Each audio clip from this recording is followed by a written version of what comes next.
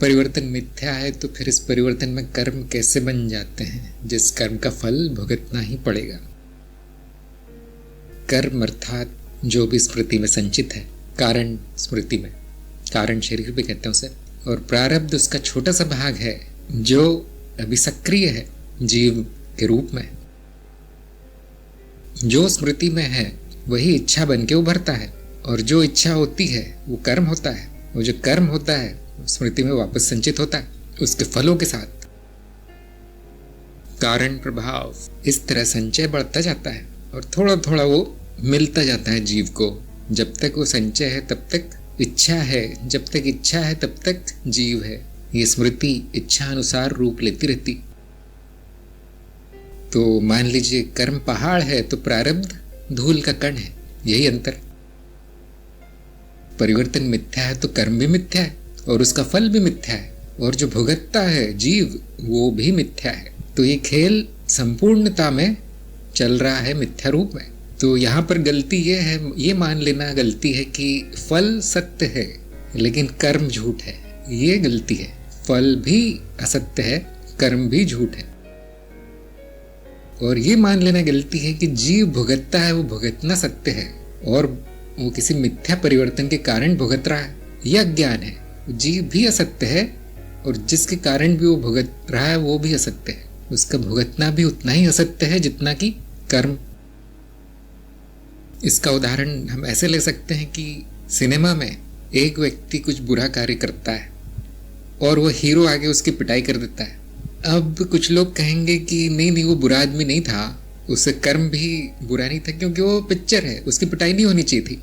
लेकिन यहाँ पे अज्ञान ये आ गया है कि वो जो पिटाई को सत्य मान लिया गया। देखिए वो भी उस सिनेमा का ही भाग है, उस नाटक का ही भाग है, और जो उसकी पिटाई कर रहा है वो भी उतना ही असत्य है, वो कारण भी असत्य है, उसने जो किया वो भी असत्य है।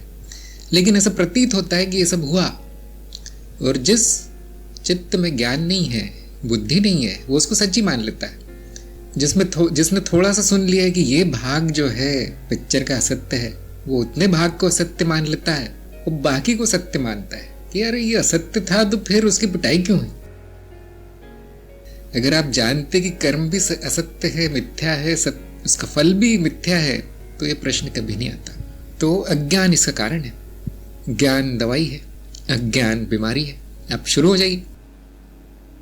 प्रारब्ध कर्म के बराबर तभी होगा जब कर्म छोटा सा है, जब वो एक जीवन में पूर्ण किया जा सकता है तो पूरा का पूरा मिल जाएगा।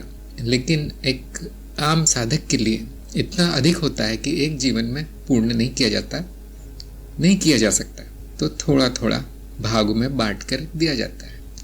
और जो संचय करता जा रहा है कर्मों का, उसकी मुक्ति नहीं है, क्योंकि ये सिलसिला बंद नहीं होगा। फिर अगर आप चाहते हैं कि कर्म समाप्त हो जाए, प्रारब्ध उतना ही हो जाए जितना कि मैंने अभी किया है, उसी का फल मिले बाकी ना मिले, तो कर्म संचय खत्म करना पड़ेगा, जिसका ज्ञान मार्ग में सीधा सा रास्ता बताया गया। बहुत आसान है, संपूर्ण चेतना में कर्म करना है, जो आवश्यक है वो करना है, तो वो पहाड़ जो है पूरी तरह से नष्ट हो जाता है। क्या ये कहना चाहते हैं मिथ्या है तो उसको कैसे अस्वीकार कर दें? अस्वीकार करने की जगह उस पर कार्य कीजिए, क्योंकि कार्य करने वाला भी मिथ्या है।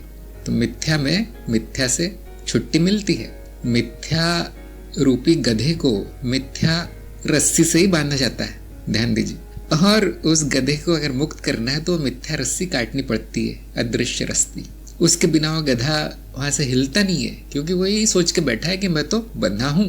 तो एक कर्म करना पड़ता है गधे के मालिक को कि ले बेटा मैंने खोल दी रस्सी, उसको एक दिखावा सा करना पड़ता है। अब गधा सोचता है अरे हाँ खुल गई, अब वो स्वच्छंद घूमता है। तो है मिथ्या तो है, उसका इलाज भी मिथ्या है।